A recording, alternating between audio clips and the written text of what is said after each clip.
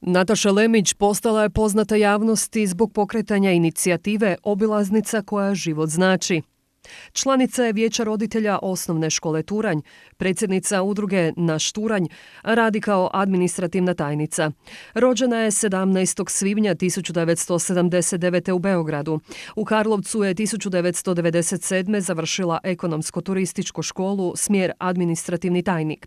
U Obrtničkoj školi za osobne usluge 2000. stječe zvanje fotograf, a na knjigovodstvenom tečaju 2004. obrazuje se i za knjigovođu. Osim kao administrativna tajnica kod trenutnog poslodavca Niteh, radila je kao poslovna tajnica u tvrtkama Lora Elektro i Sorko, te kao fotografkinja u tvrtki Fotolab. Radila je 1997. i u tvrtki Ravenswood Disposal Service u Chicagu u odjelu za odnose s klijentima. Njeno radno iskustvo svjedoči da se radi o dinamičnoj i prilagodljivoj osobi, spremnoj učiniti i stjecati nova znanja. Njezin rad u Vijeću roditelja Osnovne škole Turanj i udruzi Naš Turanj svjedoče osobi koja svoj rad nesebično ulaže u svoju zajednicu i za opće dobro. Udana je, ima kćeri i živi na Turnju u Karlovcu. Inicijativa Obilaznica koja život znači pokrenuta je u listopadu 2018. godine, neposredno nakon tragične pogibije 10-godišnjeg dječaka na Turnju, a pokretački duh inicijative bila je Nataša Lemić. Kao što i samo ime inicijative govori, Nataša Lemić zajedno sa svojim sumještanima se u 2019. nastavila boriti za 6 km dugu obilaznicu Mostanje-Vukmanički Cerovac, koja će rasteretiti sadašnju dionicu državne ceste 1 kroz naselje Turanj. Uz to, inicijativa je zahtijevala i niz kratkoročnih i srednjoročnih mjera koje će povećati sigurnost prometa kroz Turanj. U tu svrhu je tijekom siječnja i veljače 2019.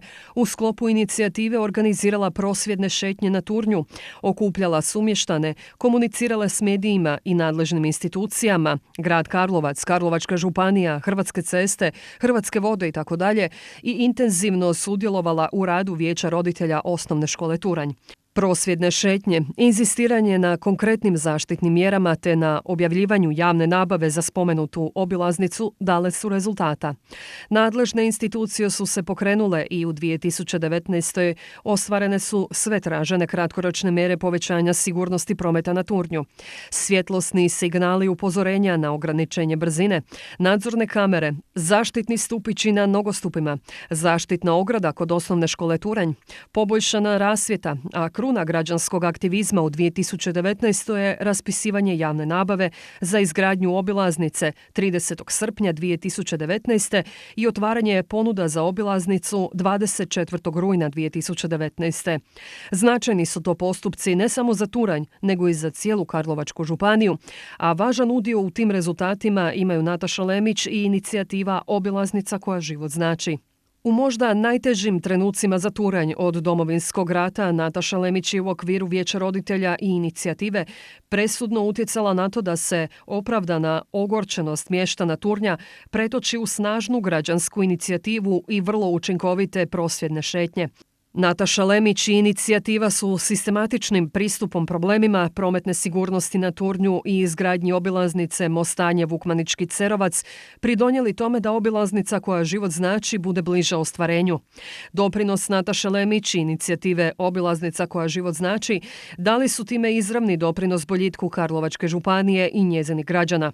Ugledu Nataše Lemić u vlastitoj zajednici svjedoči i odaziv na prosvjedne i druge akcije u čijoj organizaciji sudjeluje i nakon neposrednog tragičnog povoda iz listopada 2018. godine.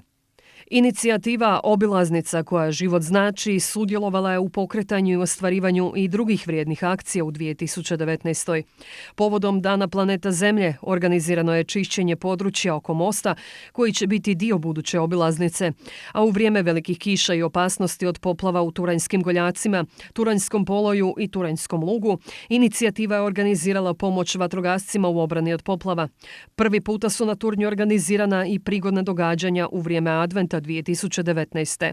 Sve aktivnosti Nataše Lemić i inicijative zabilježene su i na Facebook stranici Obilaznica koja život znači, što je dodatni pokazatelj njihove kvalitete, otvorenosti i transparentnosti.